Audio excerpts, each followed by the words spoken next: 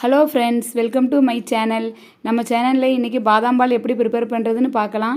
இன்றைக்கி தலை டோனியோட பர்த்டே, அவருக்கு ஒரு விஷ் பண்ணிடலாம். ஏன்னா அவருக்கு பால்னால் ரொம்ப பிடிக்கும்.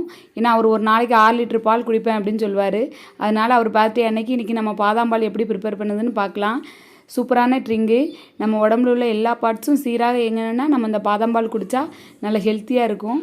கண்டிப்பாக நீங்கள் உங்கள் வீட்டில் இதை ட்ரை பண்ணுங்கள், வீக்லி 1 டைம்ஸ். வாங்க வீடியோக்குள்ளே போகலாம். நான் பாதாம் பால் செய்கிறதுக்கு ஒரு 25 கிராம் பாதாம் ஊற வச்சு வச்சுருக்கேன். ஒரு 50 பாலை வந்து நான் ஹீட் பண்ணி ஆற வச்சு வச்சுருக்கேன்.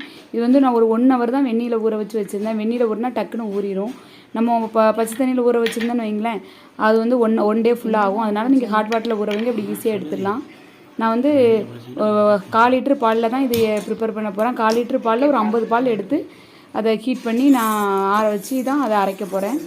இது வந்து நம்ம இப்போ சிம்மிலே வச்சு அது மீதி இருக்க பாலை அப்படியே ஆடை விழாமல் கிண்டிக்கிட்டே இருக்கணும். நல்லா அது கொதிச்சுட்டு நம்ம அந்த ஆடை விழுந்துடக்கூடாது. அந்த சமயத்தில் நம்ம குங்குமம் போட்டு நல்லா இது பண்ணிக்கலாம். அந்த எல்லோ ஈஸ்லாம் அதில் இறங்குற அளவுக்கு நல்லா கிண்டி விட்டுக்கலாம். நம்ம அந்த 25 கிராம் பாதாம் எடுத்து வச்சுருக்கோம். இதில் ஏற்கனவே 1/4 லிட்டர் பால் சொல்லியிருக்கேன். அதுலேருந்து ஒரு 50 பால் எடுத்து ஹீட் பண்ணி ஆற வச்சு நம்ம அதை அரைக்க போகிறோம். நான் 25 கிராமுக்கு 1/4 லிட்டர் பால்னால் நீங்கள் 1 லிட்டருக்கு வந்து 100 கிராம் அளவு எடுத்துக்கோங்க பாதாம். அப்போ கரெக்டாக இருக்கும். நம்ம இந்த பாதாம் அரைச்சிட்டு எட்டு வந்தாச்சு. பாலில் தான் அரைக்கணும். தண்ணி விடாத பாலாக இருந்தால் சூப்பர் டேஸ்ட்டாக இருக்கும்.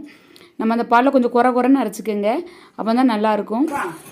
நல்லா பால் நல்லா ஹீட் ஆகிட்டு இப்படி கிண்டிக்கிட்டே இருக்கணும். நீங்கள் கரண்டி வச்சு நம்ம பால் காய்ச்சியில் ஒரு மாதிரி ஆடெல்லாம் வரலாம், அந்த மாதிரிலாம் இருந்தால் நல்லா இருக்காது.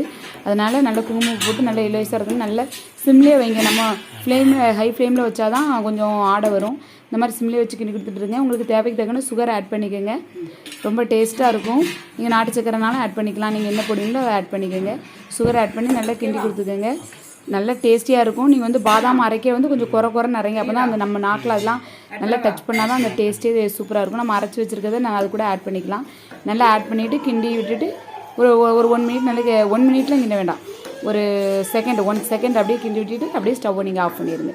சூப்பரான பாதாம் பால் ரெடி ஆகிடுச்சு. ரொம்ப ஹெல்த்தியான ட்ரிங்கு.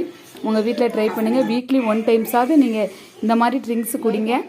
நம்ம வந்து அளவு வந்து 1/4 லிட்டர் பாலுக்கு நான் 25 கிராம் போட்டிருக்கேன். நீங்கள் நிறைய பேர்னால் 1 லிட்டர் பாலுக்கு 100 கிராம் போட்டு செய்யுங்க. ரொம்ப உங்கள் உடம்பு ஆரோக்கியமாக இருக்குன்னா இந்த மாதிரிலாம் ஹெல்த்தி ட்ரிங்க்ஸ் குடிங்க, நீங்கள் ஆரோக்கியமாக வாழலாம். என் வீடியோ பிடிச்சிருந்தா வீடியோவை லைக் பண்ணுங்கள், கமெண்ட் பண்ணுங்கள், ஷேர் பண்ணுங்கள், வீடியோவை சப்ஸ்கிரைப் பண்ணுங்கள்.